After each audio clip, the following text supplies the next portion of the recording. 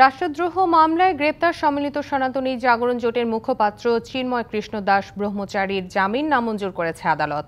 বেলা 11:30টার দিকে মহানগর দায়রা জজ সাইফুল ইসলামের আদালতে প্রায় আধা ঘণ্টা শুনানি শেষে এই আদেশ দেয়া হয়। তবে আদালতে হাজির করা হয়নি চিন্ময় কৃষ্ণকে। রাষ্ট্রদ্রোহ মামলায় বন্দী চিন্ময় কৃষ্ণ দাসের জামিন শুনানির জন্য 12ই ডিসেম্বর আবেদন করলে তা নাকচ হয়।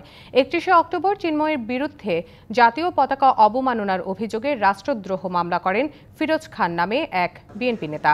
এরপর 25শে নভেম্বর ঢাকা থেকে এই মামলায় গ্রেপ্তার করা হয় তাকে। পরদিন কারাগারে পাঠানো হয়। কারাগারে পাঠানোর সময় পুলিশের সাথে ত্রিমুখী সংঘর্ষের সময় আইনজীবী আলিফকে কুপিয়ে ও পিটিয়ে হত্যা করে দুষ্কৃতিকারীরা। বিজ্ঞ আদালতে শুনানি হয়েছে, বিজ্ঞ আদালত সন্তুষ্ট হয়ে আমাদের এটা নামঞ্জুর করেছেন। পরবর্তী কার্যক্রম আইন অনুযায়ী আমরা উচ্চ আদালতে এটা উপস্থাপন জামিন পিটিশন। এই রাষ্ট্র অবমাননার মামলায় পিপি সাহেব সাবমিশন দিয়েছেন, বলেছেন এই মামলার সাজা হচ্ছে যাবজ্জীবন। মামলাটি তদন্তাধীন আছে। উভয় বক্তব্য শুনে বিজ্ঞ আদালত তাদের জামিন নামঞ্জুর করেছেন।